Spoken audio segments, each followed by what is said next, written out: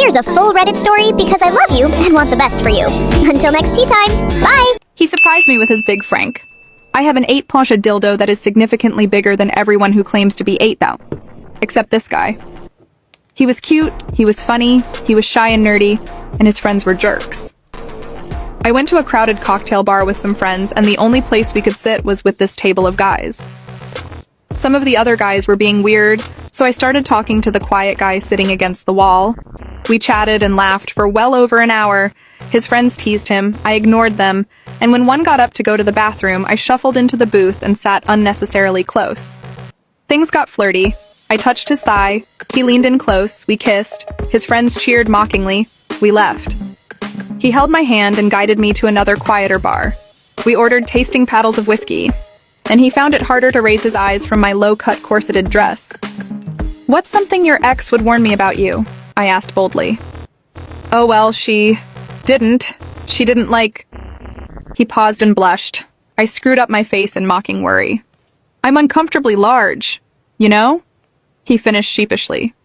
"Sure," I thought to myself. "Of course you are." "How uncomfortable are we talking here?" I pressed, finishing my third whiskey. "About 8? A little over 8 inches." He seemed really flustered and embarrassed.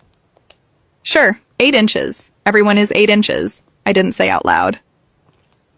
Our conversation got dirtier. He was openly ogling my tits now. We made out in the back of the Uber on the way to his place. He slipped a hand under my dress and his fingers circled gently over my clit through the coarse damp satin of my thong. By the time we burst giggling through his bedroom door, I was pathetically horny. My dress hit the floor and I stood there in nothing but a satin thong and heels. He grabbed my boobs and buried his face in my chest while I fumbled with his belt. His room was too dark to see anything, and he felt my body thoroughly before helping me pull down his pants. I audibly gasped as I wrapped my hand around his dick. "Oh shit, you're actually huge," I blurted out without thinking. I went down on him and I could still easily wrap my hand around it and stroke it, even with my mouth full. "Wait," he mumbled, his hand on my head. "But I don't want to wait," I replied, kissing the tip gently. He seemed to be holding his breath. "Going to come." He sighed.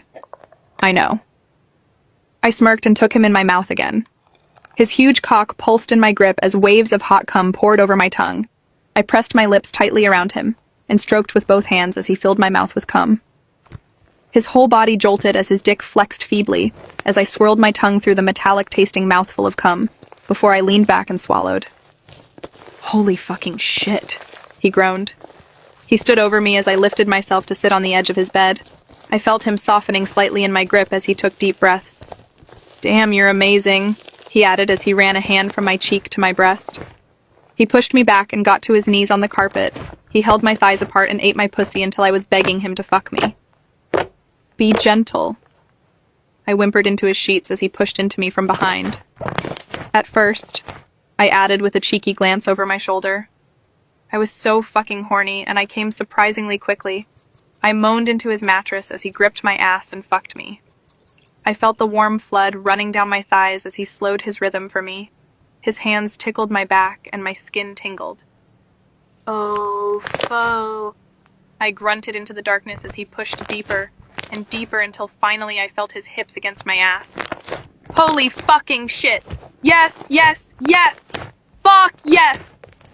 I squealed through clenched teeth as I pushed violently back against him and came again. I could hear the smile in his sigh as he slowed mercifully to let me recover. "Can I ride you?" I asked over my shoulder, part 2. If 5,000 likes.